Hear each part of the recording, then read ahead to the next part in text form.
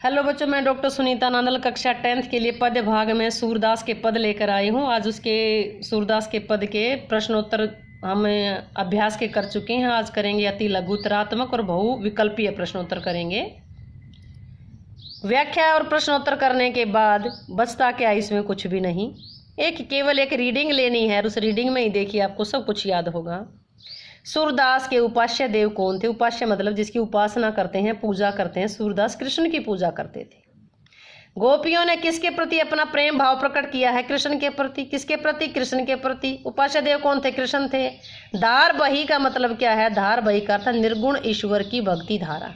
कौन से ईश्वर की? निर्गुण भक्ति, निर्गुण ईश्वर की भक्ति धारा। लास्ट में क्वेश्चन पढ़ा भी था हमने अभ्यास वालों में कि वो कैसी निर्गुण पर सगुण पर निर्गुण की विजय दिखाई गई थी, तो निर्गुण ईश्वर भक्ति धारा। गोपियां सोते जागते रात दिन किसका ध्यान करती हैं? कृष्ण का। क्वेश्चन देखिए, पूजा किसकी करते थे? कृष्ण की। प्रेम भाव किसके प्रति था? कृष्ण के प्रति था। किसका ध्यान करती थी? कृष्ण का।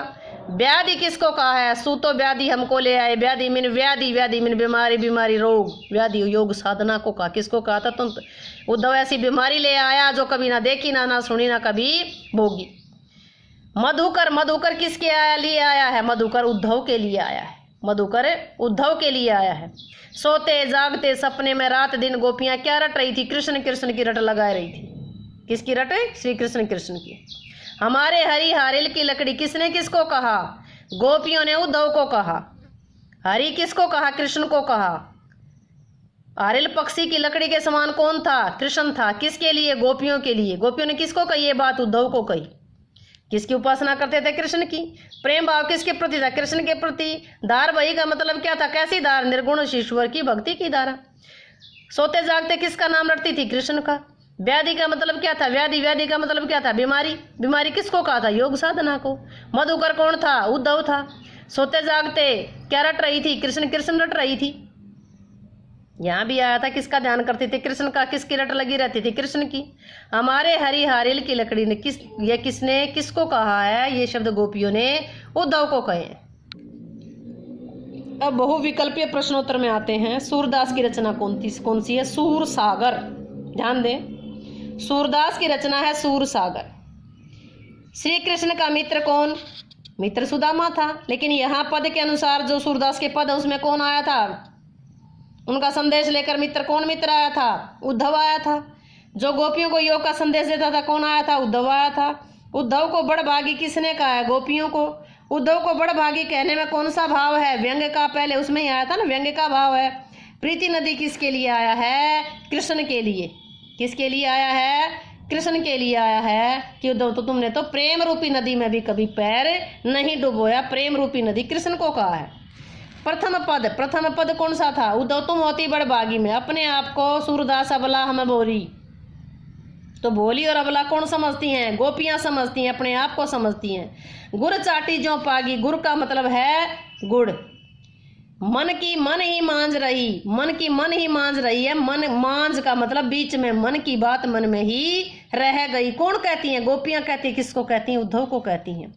गोपियां कौन सी बात किसे बताना चाहती हैं? गोपियां अपने मन की बात कृष्ण को बताना चाहती हैं। उद्धव गोपियों को कौन सा संदेश देने आया था? योग साधना का संदेश देने आया था।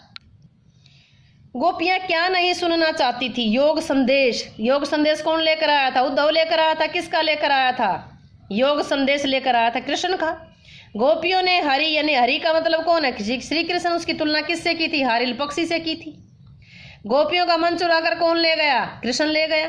गोपियां कड़वी ककड़ी किसे मानती हैं? उद्धव द्वारा दिए गए योग के संदेश को। योग के संदेश को कड़वी ककड़ी मानती हैं। योग का संदेश किसने दिया? कृष्ण ने दिया। किसके हाथ भिजवाया? उद्धव के हाथ।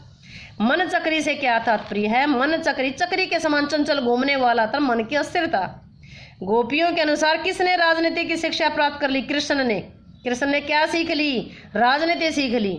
गोपियों के अनुसार पहले से चतुर कौन था? कृष्ण था, जो पहले से ही चतुर था। गोपियों ने योग के संदेश को किसके समान कड़वा बताया? कड़वी ककड़ी के समान बताया। योग का संदेश कौन लाया था? उद्धव लाया था। अपरस रहत सने तगाते हैं। यहाँ तगा का अर्थ कई बार आता है। तगा का अर्थ है तागा, तागा बिन धागा। अपरस का अपरस, अपरस का अर्थ है अलिप्त। अलिप्त का मतलब है जो शामिल ना हो, लिप्त ना हो, किसी में मिला ना हो। अपरत रह सने तगाते हैं, तगा का अर्थ है धागा। धागा का यहाँ प्रेम रूपी बंधन भी कह सकते हैं। तगा का अर्थ है धागा, धागा। तगा का अर्थ है तागा, तागा मीन्स धागा। धागा क्या है? प्रेम रूपी जो बंधन था उसको धागा कहा गया है। उम्मीद है कि ये प्रश्न आपको अच्छे से समझ आए होंगे।